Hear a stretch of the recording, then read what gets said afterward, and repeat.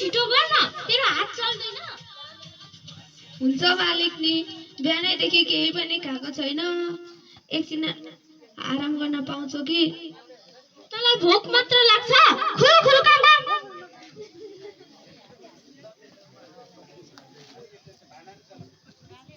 मालिक नि, अझ स्कुल जान पनि पाए हुन्थ्यो होला नि। पढेर हात्ती ठुलो भएको छ र त मलाई सिकाउँछस्? खुरु खुरु काम गर। हैन, यो भुइँ मात्र बोलालेर के बसेको? भाडा पनि मान्न। मालिक नि,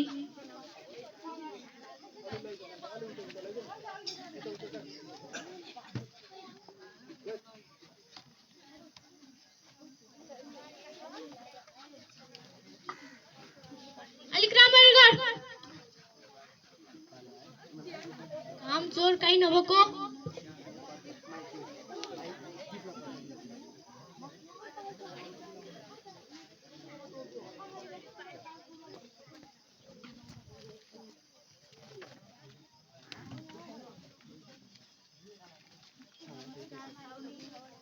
नमस्कार, के काम थियो? एउटा सानो काम थियो। के काम? यसपालि छोरीको तलब छिटै पाउन पाए हुन्थ्यो। हेर सीता, तिमीले यसलाई मेरो होटलमा काम गर्न लगेर पैसा लान्छौ, तर यसले एकछिनको भाट्दैन। यस्तै हो भने त म फोकटमा पैसा दिन चाहिँ बसेको होइन। त्यसो नभन्नुहोस् न मालिकजी। अब त्यसो नभनेर कसो भन्ने? छोरोको तलब पाइन्छ कि भनेर आएको नि साउनी। तलब सलब छैन। मेरो छोरो त कति टुप्ला छ। आमा बाबा, साउनीले त मलाई खाना पनि दिनुहुन्न। साउनीले भनेको राम्रोसँग मान, खाना दिइहाल्नुहुन्छ नि। ओइ, तँलाई मैले मिठो मिठो दिएको होइन?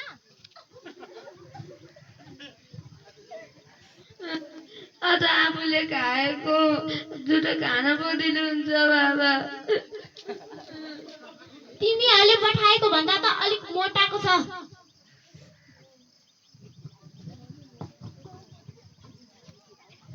त्यसो भए हामीलाई पैसा नदिने हो त? पैसा सैसा छैन। हुन्छ मालिक नि, हामी जान्छौँ।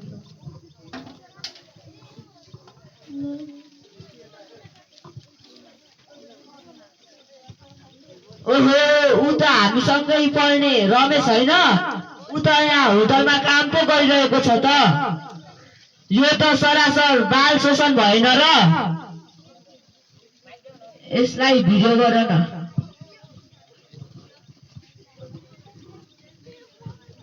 अब हामी ढिला नगरिकन वडा अध्यक्षकामा जानुपर्छ। लो जाऊ जाऊ, ढिला गर्नुहुन्न।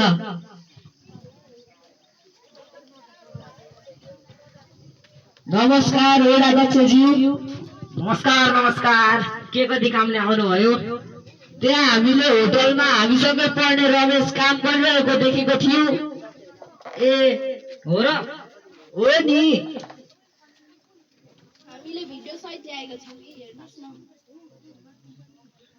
ए, मेरो यो बाल श्रम मुक्त वडामा अझै पनि बाल श्रम भइरहेको रहेछ, मलाई त थाहा नै थिएन।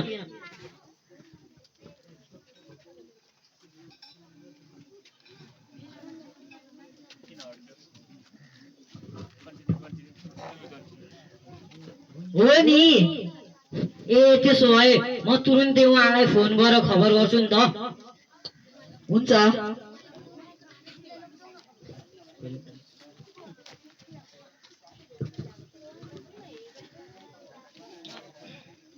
टुट, हेलो हेलो, ओला अध्यक्षज्यू, भन्नु त के काम थियो?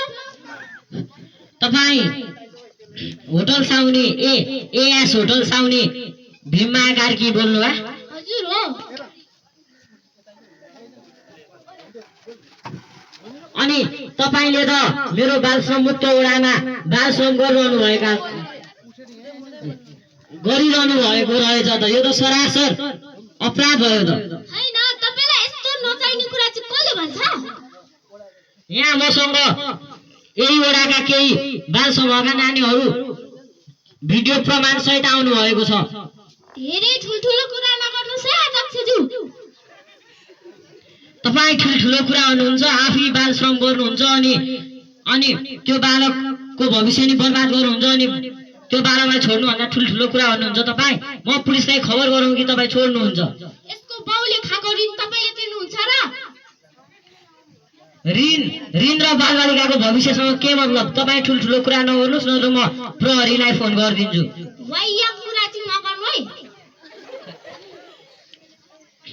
त्यसो भए तपाईँ नछोड्ने हो, म प्रहरीलाई खबर गरौँ त? ए जोसुकैलाई गर्नुहोस्, मलाई बाल।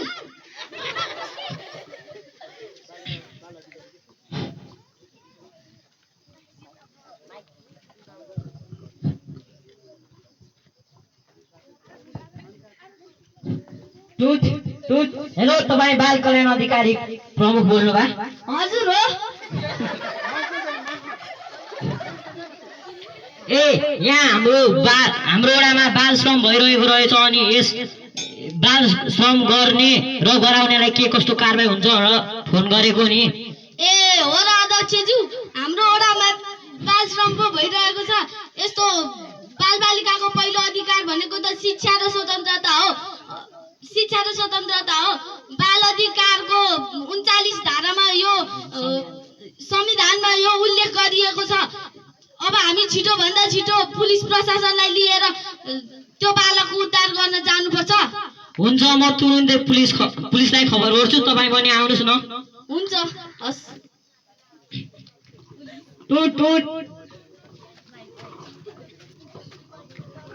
Hello, hello, I am inspector Anjal speaking. के काम थियो होला? ए यहाँ हाम्रो वडामा बाल श्रम भइरहेको रहेछ, त्यसैले बाल श्रममा परेको उक्त बालकलाई उद्धार गर्न र उक्त साउनीलाई पक्राउ गर्न फोन गरेको नि। ए भइहाल्छ नि, को रहेछ त्यस्तो? ए हाम्रै वडाको ठुलो होटल साउनी भीममाया कार्की। भइहाल्छ नि, म मेरो टोली राति छिटो पछि जुनेछु। हुन्छ, छिटो भन्दा छिटो आउनुहोस्। टोली मुभ। ओइ त्यो भाडा बाप। नमस्ते वडा अध्यक्षज्यू। नमस्कार। जो को भन्दै हुनुहुन्थ्यो, ल जाउँ त्यसलाई पक्राउ गर्नको लागि। ल छिटो भन्दा छिटो जाउँ, यदि ढिलो भयो भने बाल श्रम अझ बढ्न सक्छ र अपराधी उम्कन सक्छ। छिटो जाउँ। ओइ तँलाई यो यत्रो काम गरेर यति समय लाग्छ, तँलाई राम्ररी गर्नु पर्दैन? ओ साउनी, हात रोक। त्यो बालबालिकालाई श्रममा लगाएर शोषण गर्ने कानुनको डन्डा चल्छ। दुई कौडीको पुलिसले मलाई धम्की दिन्छस्? अझ ठुलो ठुलो कुरा गर्छस्? टोली समाज यसलाई।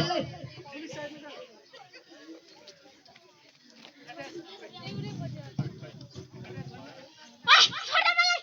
यो गाउँको मालिकलाई समात्न खोजस् तँलाई? समाज त्यसलाई समातेर लग, यसलाई हिरासतमा लगाएर राख। तपाईँले मैले सम्झाउँदाखेरि नै छोड्नु भएको भए तपाईँ आज हिरासतमा जानु पर्दैन थियो। औन अध्यक्षज्यू, के गर्नु न? अघि नै मैले तपाईँले श्रम गराउनु भएको बालकलाई छोड्नु मान्नु भएको थिएन, त्यसैले आफ्नो पापको सजाय आफै भोग्नुहोस्। हैन अध्यक्षज्यू, मलाई माफ गरिदिनुस् प्लिज, मलाई बचाउनुहोस् प्लिज। तपाईँ अपराध गर्नुहुन्छ नि माफ माग्नुहुन्छ। अब तपाईँ जे हुन्छ कानुन अनुसार कारबाही हुन्छ। मलाई माफ गरिदिनु। उहाँलाई हिरासतमा लगेर राख्नुहोस् र कडाभन्दा कडा कारबाही दिनुहोस्। भइहाल्छ नि वडा अध्यक्षज्यू। ओ यसलाई गरेका। अब म पनि भोलि रमेशको बुवा आमा लिएर प्रहरी चौकी आउँछु।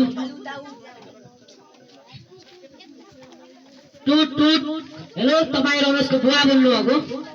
हजुर हो, म रमेशको बुवा हो।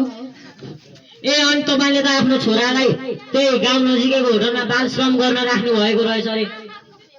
हजुर हो, मैले उहाँ साउनीकोमा मैले लगेर राखेको थिएँ। किन राख्नु भयो त? यो त सरासर बाल श्रम भयो नि। साउनीले लानु भएको। अनि तपाईँले यो बाल श्रम हुन्छ, यो यस्तो भनेर सम्झाउनु भएन साउनीलाई? सम्झाको हाम्रो ऋण तिर्न सकेनौँ, त्यसैले साउनीले लानुभयो। त्यसो भए तपाईँ छिटोभन्दा छिटो वडा कार्यालयमा आउनुहोस्। हुन्छ, म आइहाल्छु। नमस्कार वडा अध्यक्ष। नमस्कार नमस्कार। ल अब हामी छिटोभन्दा छिटो प्रहरी चौकी जानुपर्छ र साउनीलाई कडा भन्दा कडा कारवाही गर्नुपर्छ र तपाईँको छोरालाई पनि लिएर आउनुपर्छ। हुन्छ वडा अध्यक्षज्यू। ल जाउँ। नमस्कार दाजुज्यू, नमस्कार नमस्कार। लिएर आउनुभयो त यो बाबुको बाबा आमालाई? लिएर आएँ। तपाईँहरू यता आएर बस्नुहोस्। बाबा बाबा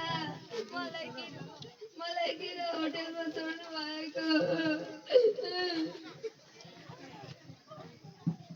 ओ त्यो साउनी लिएर आइ। अब के गर्ने वडा अध्यक्षज्यू, कुन कारवाही दिनुपर्छ यिनीहरूलाई? अब उहाँहरूले पनि नगर्नु गल्ती गरिहाल्नु भयो। उहाँलाई आइन्दा यस्तो नहोस् भनेर सम्झाउनुहोस् र प्रमाणको लागि हस्ताक्षर राख्नुहोस् र अब छोडिदिनुहोस्। भइहाल्छ नि। ओ साउनी हस्ताक्षर गर यहाँनिर। मलाई माफ गरिदिनु, मबाट ठुलो गल्ती भयो। अबदेखि यो गल्ती दोहोरिँदैन। ल प्रमाणको लागि यहाँ सही गर्नुहोस्। तपाईँ दुईजना यता आउनुहोस्। तपाईँहरू अब आफ्नो बाबुलाई यसरी होटेलमा काम गर्न राख्नुहुन्छ? राख्दैनौँ। त्यसै प्रमाणको लागि तपाईँहरू पनि सही गर्नुपर्छ। यहाँ सही गर्नुहोस्। तपाईँ पनि। ल होटल साउनेज्यू, अबदेखि तपाईँ नि यस्तो उमेर नपुगेको बालबालिकालाई श्रममा नराख्नुहोस्। हुन्छ अध्यक्षज्यू।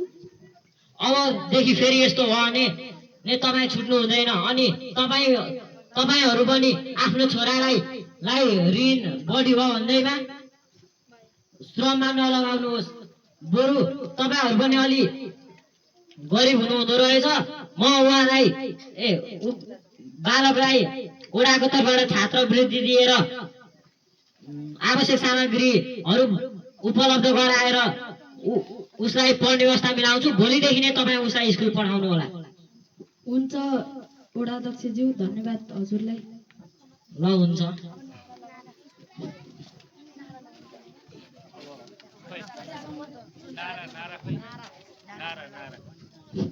बाल श्रम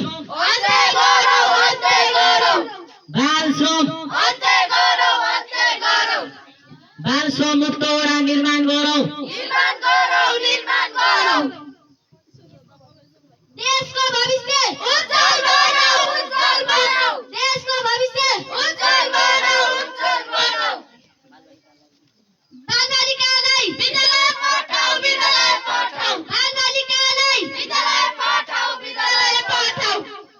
धन्यवाद।